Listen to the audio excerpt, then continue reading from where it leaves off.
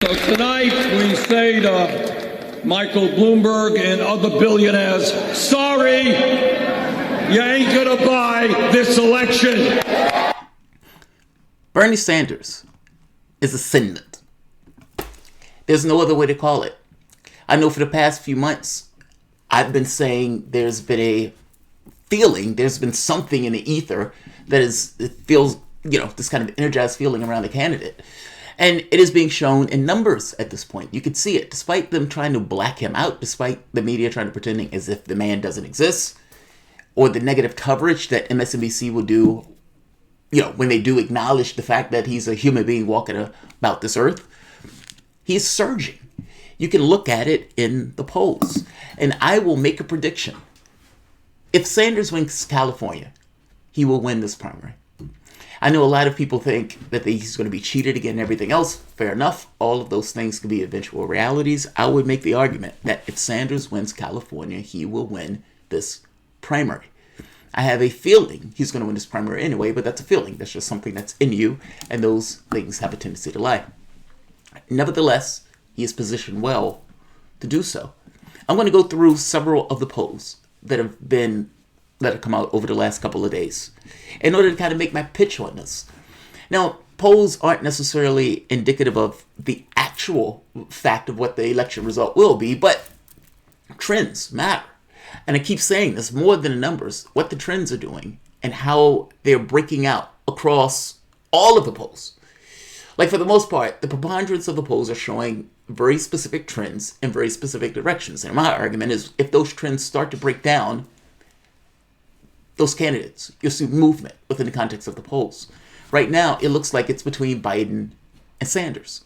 Yes, Buttigieg is floating about. You have a certain liberal class that float between Warren and Buttigieg.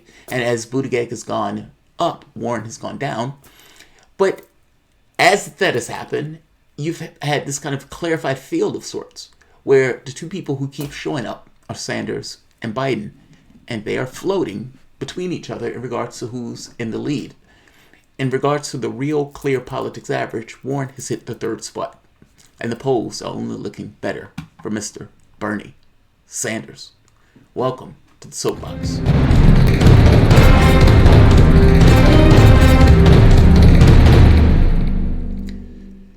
My name is Jamarl Thomas. This is the Progressive Soapbox. Guys, if you dig this content, please like, share, subscribe. You can always support PayPal, Patreon. This video will be swift. I just wanted to go through the polling. And I also wanted to go into something, again, trends, because I think those things are important in the way people are start perceiving the world, because how they perceive the world in some respects is how they're going to vote. But there's also something that is a firewall at this point for Joe Biden that I have to be honest, he's had a stick-to-itiveness that I wouldn't have thought he would have had. So I'm going to show you this first. This is green line, Joe Biden, black line, Bernie Sanders. This is Morning Consult, extremely good poll. I think they have like 5,000 people that they survey. Joe Biden, 29%, Sanders, 20%, Warren, firmly in third, 15%. Buttigieg, 9%, but I don't believe Buttigieg is a thing until he gets 2% of the black vote. So, Biden, he's fallen.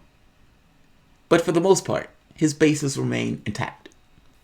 African Americans, older voters. Sanders, fallen a bit, but again, his bases remain intact. And not just remain intact, he's gone up, especially after the heart attack. 20%. Warren, look at this. Falls, plummets, outright collapses. 15%. Here's another one. This is California. Warren, September, I think 30%. Warren, 22%. Sanders, steady rise. A mountain goat. Slowly, but steadily going up. 24%. Bernie Sanders has taken the lead in California with 24% to Warren's 22% to Biden's 14%. Now, I've made the argument once before that the primary victory, I think I've said this maybe weeks ago, for Sanders will be through California.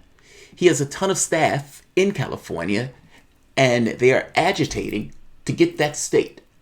And if we're being honest, it is California, right? This is supposed to be the lefty state in the nation. You would think, logically, that will go to Sanders. But you have somebody who's also aping Sanders. But in this case, she's collapsed also in California. Again, that's a trend. If you look at the polling, again, the average, Warren has collapsed. She's collapsed by like 10 points. And in a very short period of time, even in the California, this was September, where she was ascendant. That's just 1 month. I'm sorry, 2 months. That's just 2 months. I made the argument as to why once before, dealing with the healthcare thing, and it's not the fact that she was supporting a public option. It's more so that she told people that she was supporting Medicare for all, and those people realized, A, that how you were going to pay for it was dodgy. B, how you were going to pay for it didn't line up with their expectations that they would have to pay out of pocket from the standpoint of a payroll tax. C, Bernie Sanders says he's going to have a payroll tax. You're saying you're not. We trust him, so it makes you look that much more dishonest. And then when you put out a public option while telling people that you were supporting Medicare for all for 3 months, you look dishonest. The issue wasn't the plan. The issue was the dishonesty. I've said that on more than one occasion. My analysis on this has been right. Here's another one. Top candidate for college students, Sanders, trouncing the field, 22.5%. Trump beats Warren. Let me repeat that. Trump beats Warren. Now, you could say if Bernie Sanders is out of the race, well, many of those people go to Warren. That's true. So fair enough. But in this race, Trump beats Warren. Sanders, 22%. Up by 7. Warren. Trends remain intact. Down 3.6. That's why I like the trends. I know people are like, dude, the polls aren't real. The polls aren't real. The trends are real. The trends are real. If you talk to your grandparents who are African American, they'll be like, Joe Biden is our only hope. You can see it. You can look at the college students who are agitating for this man and see that the younger demographic are going for him. I trust the trends. And in this case, one of these trends is that Elizabeth Warren is utterly collapsing. I mean, look at this. Here's another one. Reuters, national poll. Biden, 19%. Sanders, 14%. That's within striking distance. That's within striking distance. I hope you get my point. It is true that Biden is leading in this race from the standpoint of the national polling. But when you get into the local races, that's not all that much true. I mean, Biden was like in 4th place in Iowa.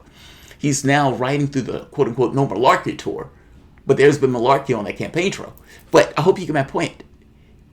This is close. This is extremely close for Biden to be calling himself a frontrunner. I want to go into this Reuters poll for the moment, because the Reuters poll get across something that's fantastic. That's this one. 19%, 14%, 9%. Another trend. And this trend that I've been speaking about for the last 3 months has been saving Joe Biden's ass. And I have said that until this trend breaks, it will be hard to knock down Joe Biden, or at the very least, Joe Biden is not going to budge in the polls from the standpoint of his base. So right here, Biden, 19%. Sanders, 14%. Warren, miserable, 9%, single digits. Nobody else matters. Now, this is if the Democratic election was held today. If your first choice dropped out of the race, who would you vote for? Biden, 17%. Sanders, 17%. Meaning, the first choice of the other people's candidates is Sanders and Biden. And again, this is another trend. This trend bears out. This is Morning Consult. Who's your second choice? Biden voters. Sanders. Sanders supporters. Warren. Biden supporters. Sanders. So for the top candidates, the secondary choice is Bernie Sanders. If you're talking about unifying a party, yes, there'd be some people who hate Sanders' guts because they still blame him for Hillary Clinton failing to reality show host. But Biden supporters accept him as the next choice. Warren supporters accept him as the next choice. Now, Buttigieg supporters go to Joe Biden, so fair enough. These guys are nearly Republicans. Who's your favorite? Sanders, 73%. He's our favorite. We like him. He's awesome. The party doesn't like him, meaning the elites in the party, but the party loves him. So here's this one. Again, the trend, it holds. Who's the best on immigration? Joe Biden, 17%. Sanders, 19%. Bernie Sanders hits 19% on immigration. Warren, 9%. Nobody else factors. Now, Sanders' plan has been to dismantle or to remold ICE, depending on how you heard him say what he was saying about ICE. But DACA, he has a large Hispanic demographic that is supporting him. And African Americans may not know this, but we are only 13%, and if I'm not mistaken, they're 15%. Here's another one. Healthcare, 27%. Biden, 17%. He blows out the field on healthcare and immigration. That's two big issues. Next one. Environment. Sanders, 21%. Nobody's even close. Biden's 14%. I hope you notice something, though. Joe Biden is coming into it in these events. Meaning, the people who are supporting Biden are okay with what they think of him in regards to his policies. They just like Sanders more. Who do you like best on this issue? Who do you think is more competent on this issue? Who do you trust more on this issue? And on environment, healthcare, blowing out the water, nobody's close. Immigration, Sanders, just 2 points over Biden. Warren doesn't factor. Who do you trust on the economy? Sanders, 20%. Biden, 20%. 20%. They tie. Sanders has hit the number one spot in the top issues that they're asking about: immigration, healthcare, environment, and economy. He's losing in this poll, though. Think about that! Like, this is what I'm saying, and I think this is evidence. This is kind of, this makes my point. And I've done multiple videos where I know I make this very specific point, because it keeps showing up in the polling when you're looking at the crosstabs. Across the board, we trust him more. We trust him more. He's honest. He's a straight shooter. We trust him more. He tells us what he wants. We may like it, we may dislike it, but at the very least, we believe what he's saying. On all of these issues, give us the socialists. National poll, by the way, not just in California, national. But the next one is the thing that matters most. Right here. From the list, who's the most likely to beat Trump? Joe Biden, 29%. Nobody else is close. Nobody else is close. I will say it again. This election is really boiling down to what do you want versus what are you terrified of? And in the sense of people who are terrified in their heads, Joe Biden is what we use to keep the monsters at bay. We can use them like a log on fire, just kind of flame back in order to keep Trump at bay. That's the guy who we think the American public will accept. That's in their heads. They're looking out and saying, the electorate in the world looks like this. I'm master of this world. I know exactly what this world looks like. And in my understanding of what this world looks like, it needs Joe Biden. That's who I can sell to this public. And that's the guy to beat Joe Biden, to beat Donald Trump like a drum. Have we been watching the same debates? Have we? Have we been watching the same guy who's been telling people to vote for other people, who say blacks can't take care of their kids? This is not the same Joe Biden in 2008. And even if it was the same Joe Biden in 2008, is that the guy that you actually want? This poll has just said, we believe Sanders is better on all of these issues. We think he's better on all of these issues. And yet, despite being better on all of these issues, Joe Biden still wins in this poll. And then when you get to the last crosstab, it makes sense. Electability. Joe Biden and this myth that he is more electable. And this is a persistent myth. And this is a myth that is entirely dependent upon what's in people's heads and what they've been indoctrinated to accept to some degree. I mean, ultimately, you've had a political class that has told them they can't have nice things. And that they can't have nice things for decades. And they did that. They sold you out. And in selling you out in that process, they put things into your head of this notion of incrementalism. That this is what the American public will accept. I hate to tell you this, but the American public chose Donald Trump over Hillary Clinton. And on the day that Donald Trump was sworn into office, 60% said he was unqualified for the job. They chose him over Clinton. That was the person you thought was more electable. That was the person you thought was more electable. And most people in that last election turned around and said Sanders would have won. Because he would have won. Just like he would win this one. Electability is the thing that is feeding into this number.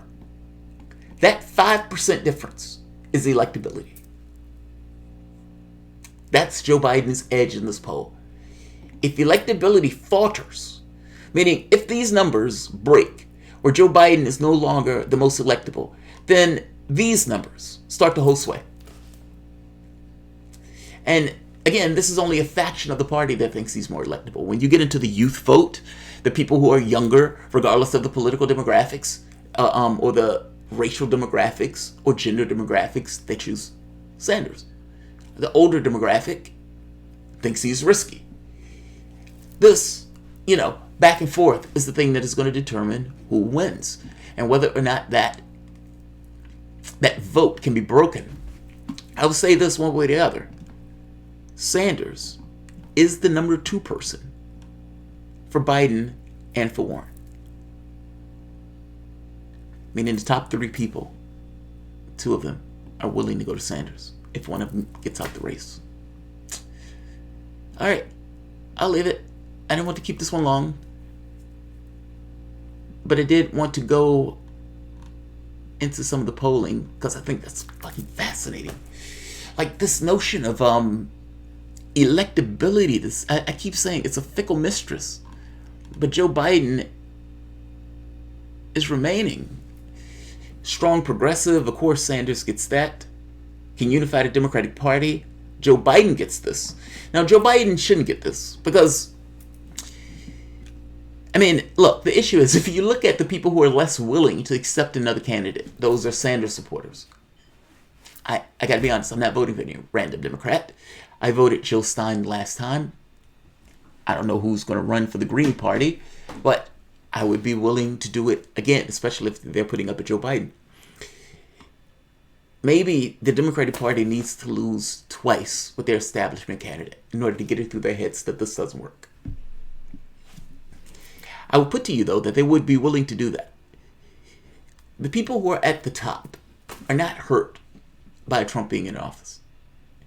Nancy Pelosi has $100 million in the bank. She's not bothered one iota. It is entirely political from their standpoint. It has nothing to do with the real things that people are affected by.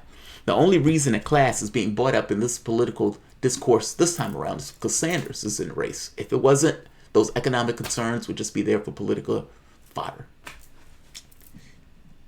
This race is different. Let's see, for each of the following, this one is the best on a particular issue. Sanders. Buttigieg gets 16%. A new or different voice.